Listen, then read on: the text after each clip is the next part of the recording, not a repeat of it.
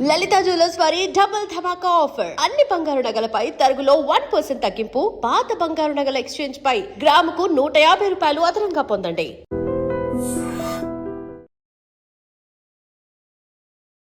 Hi hello నమస్తే, నేను మీ VSN Murthy. Welcome to iDream channel. So మళ్ళీ మరో శుక్రవారం, మళ్ళీ సినిమాలు. సో ఈ వారం ఒకరోజు ముందే వచ్చింది జననాయకుడు, తమిళనాడు ముఖ్యమంత్రి విజయ్ లాస్ట్ సినిమా. ఇది చాలా ఒడిదుడుకులు ఎదుర్కొని, సెన్సార్ ప్రాబ్లమ్స్ ఎదుర్కొని, కింద మీద పడి లీక్లు అయ్యి ఆఖరికి మొత్తానికి ఇప్పటికీ థియేటర్లకు వచ్చింది. ఈ సినిమా ఎలా ఉందో చూద్దాం. ఈ సినిమా చూశాక నాకు చాలా బాధ అనిపించింది. కొన్ని 100 కోట్ల రూపాయలు,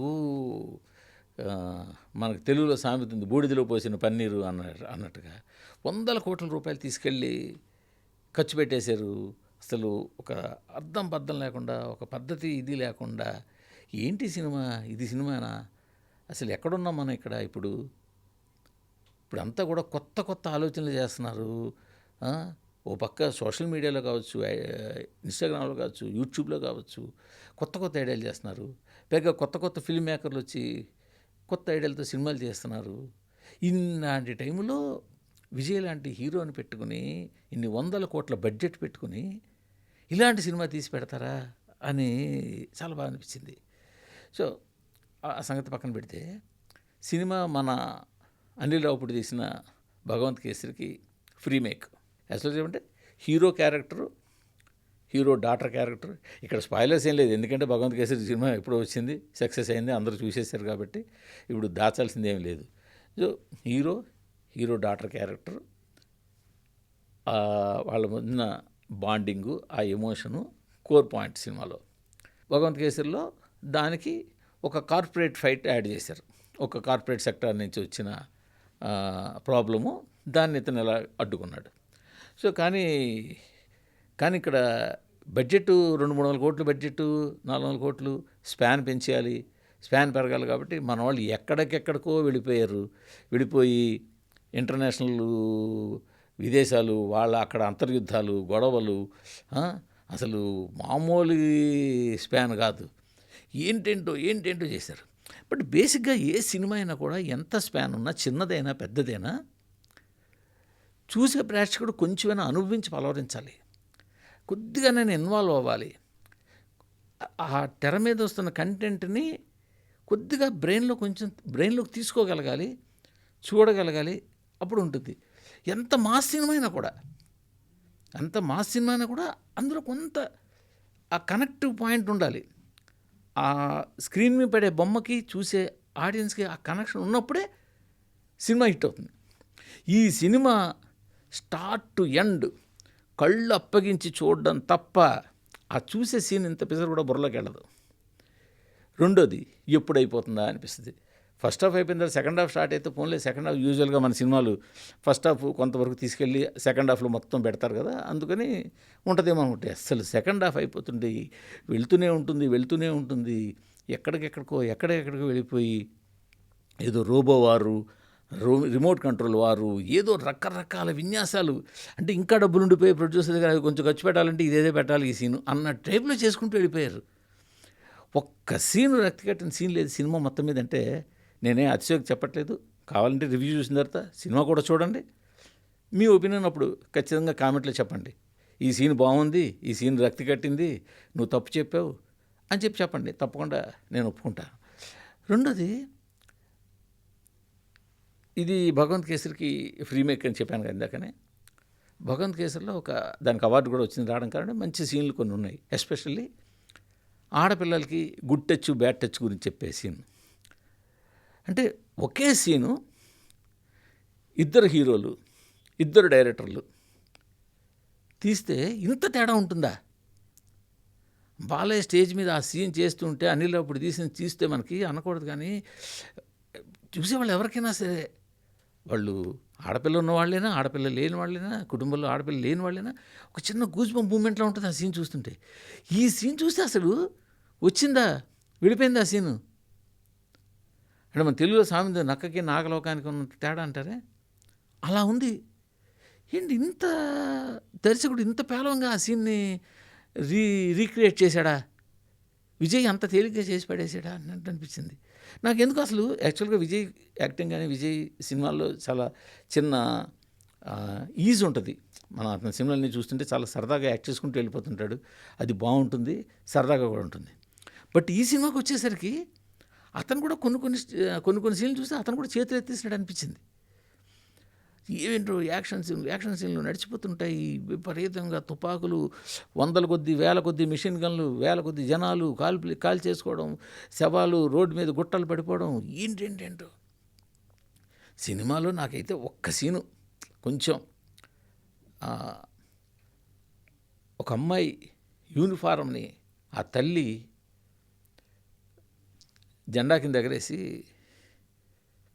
ఒక డైలాగ్ ఉంటుంది, అక్కడ మాత్రం కొంచెం చాలా పవర్ఫుల్గా సీన్ ఆలోచించాడే డైరెక్టర్ అనిపించింది. తప్పితే సినిమా అంతా కూడా అసలు ఎంత వేగ్గా ఉందంటే, విలన్ ఒక స్టేజ్లో లోకల్ రాజకీయ నాయకుడు గోండాని ఎదుర్కోలేడు, ఆ గోండా విలన్ని బట్టలు ఇప్పించి తన్ని బయట పంపిస్తాడు.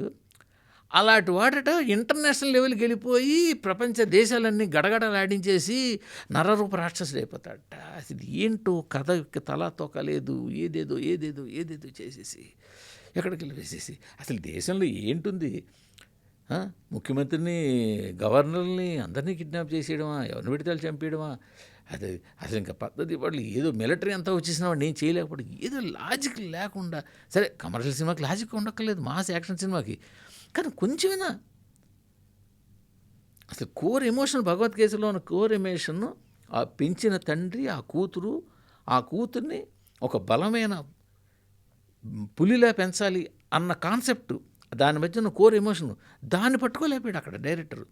కేవలం దాన్ని తీసుకుని దాని చుట్టూ ఒక mass masala commercial cinema. Vijay డ్యాన్స్కి జనాలు ఇష్టపడతారు ఫ్యాన్స్ కోసం అని చెప్పేసి ఆ డ్యాన్స్ పెట్టి ఆ పాట ఏమాకట్టు బ్యాక్గ్రౌండ్ స్కోరు, ఎక్కడ కూడా బ్యాక్గ్రౌండ్ స్కోరు సీన్ని కథకుండా, సీన్ ఇష్టం వచ్చినట్టు దాని మానాన్ని అది బాదుకుంటూ వెళ్ళిపోతుంటుంది, ఈ సీన్ నడుచుకుంటూ వెళ్ళిపోతుంటుంది. సో మొత్తం మీద విజయ్ లాస్ట్ సినిమా అన్నందుకు ఎంత మెమరబుల్గా ఉండాలి, ఎంత గొప్పగా ఉండాలి. అలాంటిది డైరెక్టరు మరి ఎందుకు అలా చేశాడు ఏంటో.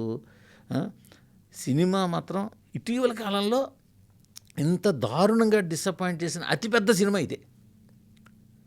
ఇప్పుడు కొంతకాదు కొంచెం పర్వాలేదు, ఫస్ట్ హాఫ్ కొంచెం బాగుంది, అక్కడక్కడ బాగుంది, ఇక్కడ డౌన్ అయింది అనుకుంటా. అసలు ఏం లేదు, త్రూఅవుట్ స్టార్ట్ టు ఎండ్ ఏంటో ఆ నెరేషన్ ఏంటో, ఆ స్క్రీన్ ప్లే ఏంటో, మధ్యలో మొత్తం ఫ్లాష్ బ్యాక్ ఎపిసోడ్కి వెళ్ళిపోవడం ఏంటి, ఏదేదో చేశాడు మొత్తానికి. సినిమా అయితే జననాయకుడు సినిమా జనానికి దూరంగా ఉండేలా తయారు చేశారు. సినిమాలో హీరోయిన్ ఉంది పూజా హెగ్డే, అసలు ఆ అమ్మాయి క్యారెక్టర్ ఏంటో, దాని చుట్టూ అతుకున్న కథ ఏంటో, అసలు ఒకసారి అయితే ఏమిటో తెలియదు, ఏదేదో జరిగిపోతుంటుంది కళ్ళ ముందు, స్పీడ్గా జరిగిపోతుంటుంది, ఏదేదో చెప్పేస్తుంటుంది. అసలు మీడియాలో ఎంతవరకు ఏంటో తెలియదు. సైంటిస్టులు వాళ్ళు కిడ్నాప్, దానికి ప్రతి అంతా కూడా సినిమాటిక్. పోనీ ఆ సినిమాటిక్ అయినా కొంచెం బాగా తీసుకున్నారా, రోబోలు వచ్చి యుద్ధం చేయడం, ఒక్క కమాండ్ ఇస్తే రోబోలతో కొట్టేసుకోవడం, ఏంటేంటో చేశారు. పోనీ అవన్నీ చేస్తే పోనీ తెర మీద మెస్మరైజ్ చేసేలాగా ఒక మంచి ఇది చూపించగలిగారు, ఎక్స్పీరియన్స్ చూపించారు, ఏదో హాలీవుడ్ లాగా అనుకుంటే అది కూడా లేదు. అవేవి కూడా చిన్నపిల్లలాట్లు వీడియో గేమ్స్ కన్నా బెటర్గా ఉంటాయా అంటే వీడియో గేమ్సే బెటర్గా ఉంటాయి. సో పూజా హెగ్డే చేసిన పాట, డ్యాన్స్ నెంబరు, ఆ పూజా హెగ్డే ఏదో చేస్తున్నాలే పక్కన నుండి చేయాలి కదా చేసినట్టు ఉంది తప్పించి ఎక్కడా కూడా పూజా దానికి ఇన్వాల్వ్మెంట్ కనిపించలేదు. పూజ మీద రాసుకున్న సీన్లు కూడా ఏవి గొప్పగా లేవు. ఎవ్వరికి కూడా సరైన క్యారెక్టర్లు డిజైన్ చేయడంలో కూడా ఫెయిల్ అయిపోయారు. విలన్గా బాబిడియోలు ఏంటో, ఆ క్యారెక్టర్ ఏంటో, ఆ క్యారెక్టర్ డిజైన్ ఏంటో, అసలు ఎక్కడా కూడా చెప్తున్నా కదండి. అంటే యూజువల్గా ఒక సినిమాకి బాగాలేకపోవడానికి ఏదో ఒక్కో సినిమాకి ఒక్కో కారణం ఉంటుంది. ఆ మధ్య నాగబంధం వచ్చింది, స్క్రీన్ ప్లే బాగాలేదు కాబట్టి బాగాలేదు అనిపించింది, మిగతా అంతా విజువల్స్ అవన్నీ బాగున్నాయి ఇలా అనుకున్నాం. బట్ ఇటు స్క్రీన్ ప్లే సరిగ్గా లేక, డైరెక్షన్ సరిగ్గా లేక, సీన్లు సరిగ్గా రాసుకోక, క్యారెక్టర్లు బాగలేక, ఇలాగ ప్రతి చోట కూడా మైనస్ ఉండడం. యూజువల్గా ఏదైనా రివ్యూకి మనం ప్లస్ పాయింట్లు మైనస్ పాయింట్లు అంటే ప్లస్ పాయింట్లు 1-2 వెతికైనా రాసుకుంటాం. అది వెతికి రాయడానికి కూడా ప్లస్ పాయింట్ లేదు ఈ సినిమాలోకి. ఇంత నీరసంగా వచ్చింది సినిమా. నిజానికి ఆయనకున్న ఫ్యాన్ ఫాలోయింగ్కి ఇంటర్నేషనల్ లెవెల్లో కానీ నేషనల్ లెవెల్లో కానీ అతనికి అమితమైన ఫ్యాన్ ఫాలోయింగ్ ఉంది. అంత ఫ్యాన్ ఫాలోయింగ్ ఉన్నప్పుడు ఏ మాత్రం సినిమా బాగున్నా సినిమా నెక్స్ట్ లెవెల్లో ఉంటుంది. బట్ అదేమీ లేకుండా సినిమాని చాలా లో లెవెల్లో తయారు చేశారు. మరి ఈ సినిమా ఇలా తయారవడానికి కారణం తెర వెనకాల ఏమైనా ఉన్నాయో మనకు తెలియదు. ఏంటంటే సెన్సార్లు ఏమైనా కొంత ఎగిరిపోయిందా, లేకపోతే ఆ జంపులు ఏమున్నాయి, ఆ జంపులు ఏం కనపడలేదు. కానీ టోటల్గా సినిమా ఏదైతే ఉంది, అఫ్కోర్స్ మ్యూట్లు చాలా ఉన్నాయి సినిమాలో, డైలాగ్ మ్యూట్లు, అది పెద్ద అర్థం చేసుకోవచ్చు మనం.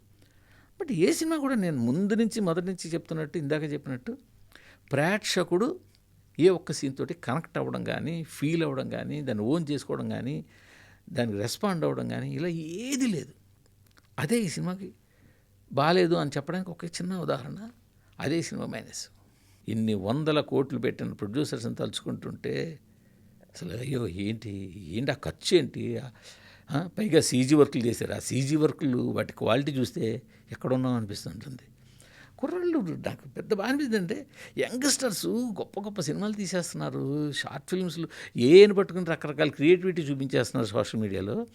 ఇంత చేస్తుంటే ఇంకా కూడా ఈ పాత చింతకాయ పచ్చడి టైప్ ఆఫ్ విలనిజము, ఈ పాత చింతకాయ పచ్చడి టైప్ ఆఫ్ కాదు, దానితో డబ్బింగ్. ఇప్పుడు ప్రకాష్ రాజ్ అనగానే మనకు అతని వాయిస్ మనకు అంతా ఫెమిలియర్గా ఉంటుంది, ఈ సినిమాలో ఏదోలా ఉంటుంది. ఇలా ప్రతి దగ్గర ఒకటి కాదులేండి, సినిమా మొత్తం ఎంచుకుంటూ పోతే విస్తరాకులో పెట్టిన అన్నంలో తల వెంట్రుకలు ఏరుకుంటూ పోతున్నట్టు ఏరుకోవడమే తప్పించి ఎక్కడా కూడా అరే ఇది బాగుంది కదా అని కొంచెం సీట్ నుంచి కొంచెం ముందుకు వచ్చి చూద్దాం కదా అన్నట్టు ఒక్క సీన్ లేదు. ఇలాంటి సినిమాలు వస్తే చాలా బాధ అనిపిస్తుంది. ఎందుకంటే మనం పెట్టిన డబ్బులు పైసలు, టికెట్ పైసలు వసూలు మాట దేవుడండి, ప్రొడ్యూసర్లు తలుచుకుంటే బాధ అనిపిస్తుంది. ఇన్ని 100 కోట్లు పెట్టేశారు, ఇన్ని వీటి చేశారు, ఇలాంటి సినిమా అవుట్పుట్టా?